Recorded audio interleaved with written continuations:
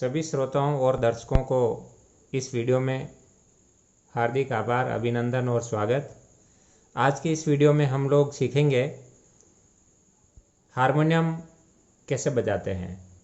तो उसमें हम सबसे पहले जो महत्वपूर्ण बात है वो ये है कि हम लोग जब हारमोनियम बजाना सीखते हैं तो उसमें सारे गम की ज़रूरत होती है। सारे गम यानी कि जो स्वर होते हैं उन स्वरों की ज़रूरत होती है, और जब वो स्वर हमें सही तरीके से हमें हाथ चलाना आ जाता है, हाथ का हमारा अभ्यास हो जाता है, स्वरों पर कैसे हम अंगुलियां चलाते हैं, कैसे अंगूठा चलाते हैं, तो हमारा अभ्यास हो जाता है। तो उसके बाद में हम लोग आसानी से गीत की पकड़ की ओर आगे बढ़ते हैं। तो सबसे पहले हमें जिस चीज़ की ज़रूरत पड़ती है वो ये है कि हमारी अंगुलियों का अभ्यास बहुत अच्छे तरीके से हो जाए। अंगुलियां हमारी सबसे पहले जो बेसिक चीज़ है वो ये है कि हमारी अंगुलियां एकदम ऐसी कड़क या ज़्यादा टाइट नहीं होनी चाहिए। हमारी अंगुलियां एकदम मुलायम और इनको फ्री छोड़ना है। एकदम अंगुलियां फ्री, हर स्वर को चलाने के लिए अंगुलियां तत्पर रहे, ऐसी हमें अंगुलियों को एक बार बहुत ही ऐसे आसानी से चलाने के लिए अंगुलियों को फ्री छोड़ना है। इनको टेंशन मुक्त रखना है अंगुलियों को। और हम सबसे पहले जो जिस सारेगम की शुरुआत जो करेंगे, तो सबसे पहला जो हमारे संगीत में 7 स्वर होते हैं, सा रे ग म प द नी और सा। तो इन 7 स्वरों की जो जरूरत होती है, सा रे ग म प द नी, तो इन 7 स्वरों में और एक जो ऊपर वाला स्वर सा होता है। तो सबसे पहले हम लोग इसको इस तरीके से बजाएंगे। इसके कुछ नियम हैं कि ज़्यादातर गानों में जब हम कोई भी गाना किसी की तर्ज हम पकड़ करना सीख रहे हैं, या जब कोई गाना बज रहा है, कोई सिंगर कोई गाना गा रहा है, या दूसरे लोग कोई ढोलक या तबले पे या और किसी पेड़ पे कोई अगर गाने की ताल बज रही है और हमें उस गाने की ट्यून निकालनी है, तो हम उस गाने को कहाँ से पकड़ेंगे, उसको हम कैसे जानेंगे कि इस गाने की ट्यून हम कहाँ से शुरू करेंगे और इसको कहाँ तक निकालेंगे।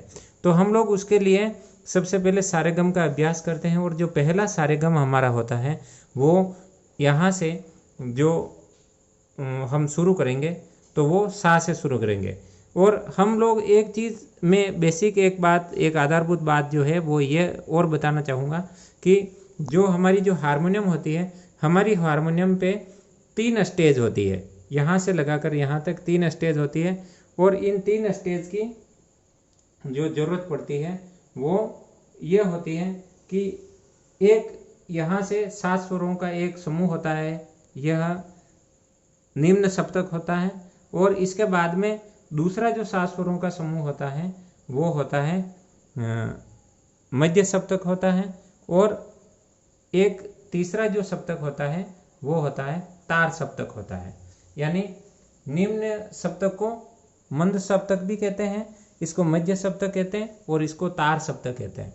अब इन तीनों का नाम इसलिए पड़ा है कि ज़्यादातर लोग जो ज़्यादा मोटी आवाज़ में गाते हैं, और जो बुजुर्ग हैं, ज़्यादा उम्र के लोग हैं, जिनका गला ज़्यादा पतली आवाज़ निकालने के लिए आराम से अभ्यास नहीं कर रख पाता है, तो वो लोग मंद सप्तक में गाते हैं, यानी कि सबसे नीचे वाले सप्तक में गाते हैं।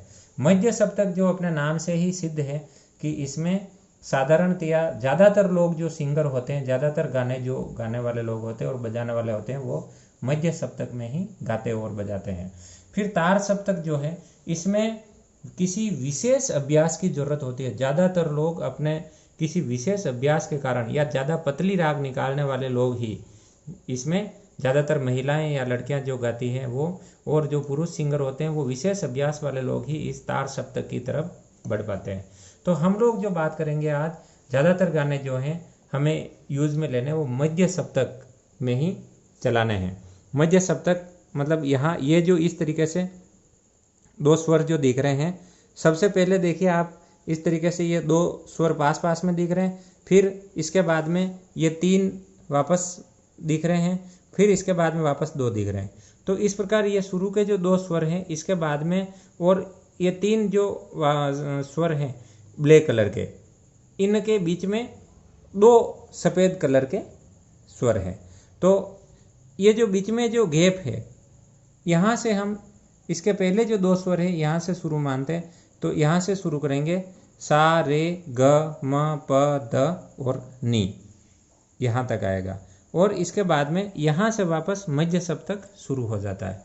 लेकिन हम लोग संगीत में अक्सर जब अभ्यास करते हैं तो सारे गम जो चलते हैं वो यहाँ तक 7 स्वर तो यहाँ तक हो रहे हैं, नी तक, लेकिन वापस जब हम बजाएंगे तो यहाँ ऊपर से सा से शुरू करते हैं, यानी उच्च स्वर जो सा है यहाँ से शुरू करेंगे और जो मध्य सप्तक का जो सा है यहाँ से शुरू करेंगे। तो यहाँ से शुरू करेंगे सा नी द प म ग रे सा। अब हम लोग इसको मध्य सप्तक में किस तरीके से इसको बजाएंगे उसका अभ्यास हम यहाँ से करेंगे। हारमोनियम पे 3 स्टेज में ही स्वर होते हैं और मैं उनको ऑर्गन पे यहाँ से इस जगह से मैंने एडजस्ट कर रखा है, उनको सेट कर रखा है, तो यहाँ से बजाएंगे। अब यहाँ से इस तरीके से बजाएंगे, यहाँ से बजाएंगे। एक बार आप लोग देखो, ध्यान से देखिए। और अंगुलियां चलाने का हमारा जो अभ्यास होता है, अक्सर नीचे के सफ़ेद स्वरों पे, ये सफ़ेद रंग के जो जितने भी स्वर हैं इन पे ज़्यादातर चलाने के लिए अंगूठे का उपयोग होता है, और ऊपर वाले ब्लैक कलर के जितने भी स्वर हैं उनको चलाने के लिए ज़्यादातर अंगुलियों का उपयोग होता है। तो यहाँ से देखिए, जैसे यहाँ इस जगह से हम लोग चलाएंगे तो यहाँ से किस तरीके से चलाएंगे हम लोग, यहाँ देखिए।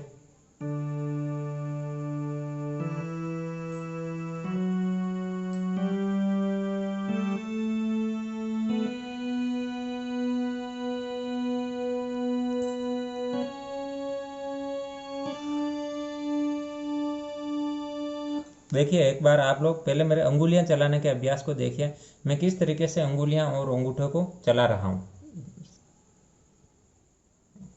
यहाँ से देखिए आप लोग, यहाँ हम तर्जनी अंगुली से इससे शुरू करेंगे और इस ब्लैक स्वर से शुरू करेंगे। देखिए आप लोग, सा से शुरू करेंगे, तर्जनी के बाद में ये मध्यमा के बाद में देखो नीचे ये जो 2 सफेद स्वर है, तो इसमें से हमें एक ग को बजाना है, तो इसके ऊपर वापस अंगूठा आएगा ऐसा, ठीक। यहाँ से तर्जनी से शुरू करेंगे, तर्जनी मध्यमा, और वापस यहाँ ये अंगूठा आएगा, वापस यहाँ से हम तर्जनी से शुरू कर देंगे, तर्जनी मध्यमा, और इसके बाद में ये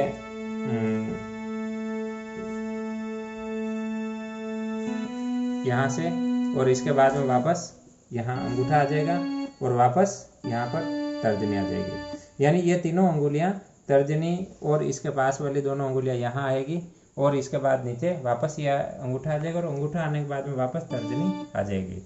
फिर वापस उल्टा भी हम ऐसे ही अभ्यास रखेंगे, तर्जनी, फिर वापस इसके बाद में अंगूठा, फिर वापस ये वाली अंगुली जो पहले यहाँ आई थी इसी से शुरू करेंगे, यहाँ से, फिर ये वाली, फिर वापस अंगूठा, फिर वापस ये, और फिर ये।